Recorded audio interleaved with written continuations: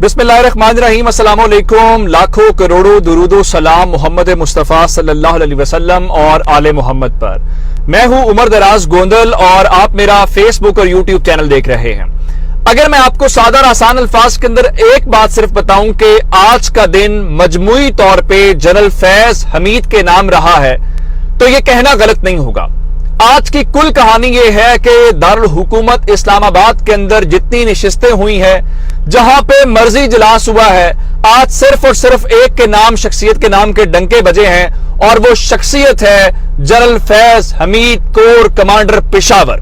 अब मैंने आपको बताया था कि बहुत सारे लोग दावा कर रहे हैं कि आखिर जनरल फैज हमीद से इतना मसला क्या है, और जनरल फैज हमीद के नाम के हवाले से तो अब खबरें ये भी आना शुरू हो गई हैं कि वो जो सीनियरिटी लिस्ट में चूंकि उनका नाम काफी ऊपर है, तो जिससे डर रहे थे कहीं वही ना आ जाए, कहीं ऐसी कोई इम्कानात में बात ना हो। लेकिन अब हुआ आज क्या है, जिसकी बुनियाद के ऊपर मैं आपको ये कह रहा हूं कि जनरल फैज हमीद के नाम के ऊपर सारी बात, सारी गेम आ गई है।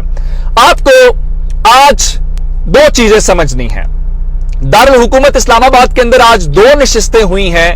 एक नशिस्त के मेहमान खुसूसी इमरान खान थे और दूसरी नशिस्त के मेहमान खुसूसी शहबाज शरीफ थे। और शहबाज शरीफ वाली नशिस्त के मुतालिक लोगों ने यह कहा कि देखें, यह बहुत शर्म की बात है, यह बहुत बुरी बात है कि पाकिस्तान के जो सलामती के इदारे हैं, पाकिस्तान की जो फौज है, पाकिस्तान के जो इंटेलिजेंस चीफ हैं, आज वो एक ऐसी शख्सियत के साथ बैठे थे जिसके ऊपर मनी लॉन्ड्रिंग का केस है।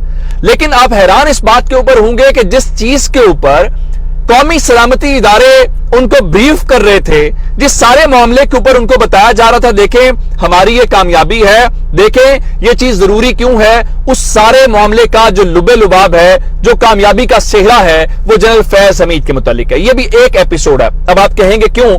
चूंकि इनको जो अफगानिस्तान के अंदर डेवलपमेंट्स हुई हैं, वहां पे पाकिस्तान ने कामयाबियां समेटी हैं, मुज़ाकरात हुए हैं, उसके मुतालिक इनको एतमाद में लिया गया। और ये किसके मुतालबे के ऊपर लिया गया है? ये पाकिस्तान पीपल्स पार्टी के मुतालबे के ऊपर। चूंकि पाकिस्तान पीपल्स पार्टी ने अपनी कोर कमेटी का इजलास बुलाया और उसके बाद जो मोहसिन दावड़ हैं, उन्होंने असेंबली फ्लोर के ऊपर खड़े होकर कहा कि मुज़ाकरात हो रहे हैं, सारा कुछ हो रहा है, लेकिन हमें इल्म नहीं है ये कौन मुज़ाकरात कर रहा है। जिसके बाद पीपल्स पार्टी ने कमेटी भी बना दी। उन्होंने कहा जी हमें अफगानिस्तान वाले मामलात के ऊपर एतमाद में लें। फौज ने कहा जी बिल्कुल ठीक है, आपको एतमाद में ले लेते हैं। लेकिन यहां पे जो मुज़ाकरात को लीड किया, जो अफगानिस्तान के अंदर शख्सियत गई, वो कौन थे?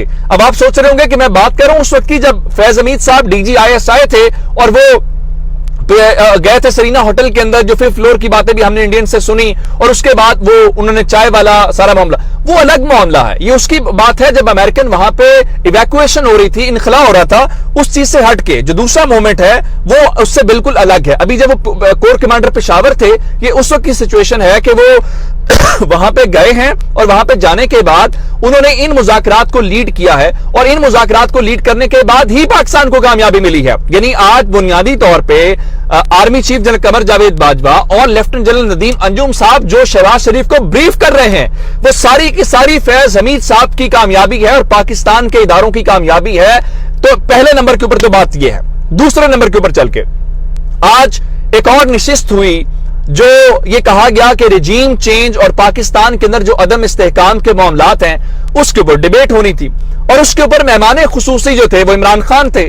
और इस सारी सिचुएशन के दौरान चूंकि सबसे ज्यादा असरात उनके ऊपर पड़े हैं, तो उनसे बेहतर कौन जवाब दे सकता है। लेकिन आज बहुत सारे डॉट्स मिले हैं, आज मुख्तलिफ शख्सियात के दरमियान किरदार बांटे गए। मिसाल के तौर पर हमाद अजहर साहब आए और हमाद अजहर साहब ने कहा कि दुनिया के अंदर जितने भी रिजीम चेंज ऑपरेशन हुए हैं, उसके अंदर कुछ तो ज्यादातर कामयाबी नहीं हुए, अगर कामयाब हो भी गए तो वो ज्यादा से ज्यादा 6 महीने चल पाए, उसके बाद वो नाकाम हो गए हैं। ये पहला मरहला था। उसके बाद फवाद चौधरी साहब की जिम्मेदारी आई। फवाद चौधरी साहब ने कहा देखें ये चंद हफ्तों की बात है, और उसके बाद अवाम फैसला कर लेंगे, और अवाम फैसला कर लेंगे कि आखिर सिचुएशन किस तरफ जानी है और किसके हाथ में चीजें जाएंगी, क्योंकि फैसला अब बहरहाल अवाम ने करना है, क्योंकि इनके हाथ से चीजें निकल चुकी हैं। अब कौमी सलामती कमेटी का इजलास इस वक्त भी चल रहा है, लेकिन इमरान खान ने आज धमाकादार किस्म की तकरीर की है। मेरे ख्याल से अब तक खान साहब ने जितने इंकशाफात किए हैं, जितनी स्पीचेस की हैं, ये उसमें से सबसे ज्यादा खतरनाक थी। आज खान साहब ने एक तो ये बता दिया है कि आखिर जनरल फैज हमीद से इनका मसला क्या है। एक तो खान साहब ने कहा देखें मुझे कोई डर नहीं है, मेरे को अरबों डॉलर्स बाहर नहीं पड़े हुए, मैंने कोई करप्शन नहीं की हुई जिसकी बुनियाद के ऊपर मैं ये कहूं कि मुझे मर्जी का आर्मी चीफ चाहिए, वो नवाज शरीफ को चाहिए। अब आपको एक बात समझनी है, इमरान खान ने आज जनरल फैज हमीद के मुतालिक डायरेक्ट बता दिया है कि आखिर इनको प्रॉब्लम क्या है जो ये कह रहे हैं कि नवंबर वाली अपॉइंटमेंट हमने रोकनी थी। मैं आपको बताता हूं, आज इमरान खान ने बताया कि बुनियादी तौर पे इनके जो अरबों डॉलर्स बाहर पड़े हैं वो तो डर है। अब सोचने की बात यह है कि जनरल फैज हमीद साहब का ताल्लुक उस चीज से कैसे है और उनको कैसे इल्म है इन चीजों का जिसकी बुनियाद के ऊपर वो डरे हुए हैं। अब आप ये जरा जाइए आज और जाके गूगल के ऊपर देखिए कि जनरल फैज हमीद साहब ने ISI के अंदर मुख्तलिफ पोजीशंस के ऊपर कितना अरसा काम किया, और फिर पैनामा वाले मामले के दौरान भी, फिर बहुत सारी ऐसी चीजों के ऊपर उनको असल में उन तमाम चीजों तक एक्सेस है जिसको कहते हैं ना मनी ट्रेल। जो इनकी गड़बड़ के मामलात हैं, जनरल फैज हमीद को बराह रास्त उन चीजों तक एक्सेस है। अगर जनरल फैज हमीद को बराह रास्त एक्सेस है तो इनका ख्याल यह है कि अगर general Faiz Hameed army chief आ गए तो इनका सत्यानाश हो जाएगा। ये जो बहाने कर रहे हैं ना कि वो जी अपने एहतसाब जजेस लगाने थे, वो जी हमें डिस्क्वालीफाई कर देना था, जी हमें कैद कर देना था, वो सारी की सारी बातें हैं। असल प्रॉब्लम है जनरल फैज हमीद से, और इमरान खान ने भी आज इस बात की तायीद कर दी है कि ये बात दुरुस्त है। इनका जो डर जनरल फैज हमीद से है वो इसी वजह से है कि इनके वो अरबों डॉलर जो हैं वो ये बचा नहीं सकते। फिर खान साहब ने एक और धमाकेदार बात की है। खान साहब ने कहा कि इस वक्त प्रॉब्लम क्या है, इस वक्त मुतालिबा क्या किया जा रहा है, ये सारे तमाशे हैं। ये अभी थोड़ी देर पहले खबर आई है जिसमें मिफ्ता इस्माइल ने ये ट्वीट भी कर दिया है कि जनाब हमारे चीन के साथ मुआहदा हो गया है, 2.3 बिलियन डॉलर चंद दिनों के अंदर मिल जाएंगे, और ये गुज़श्ता रोज पाकिस्तान और चीन के बैंकों के दरमियान इस किस्म का मुआहदा हुआ है। खान साहब ने असल में आज क्या कहा है, उन्होंने कहा सिर्फ एक डिमांड की जा रही है। डिमांड ये है इसराइल को तस्लीम कर लो और कश्मीर को भूल जाओ। ये है इसके पीछे एजेंडा।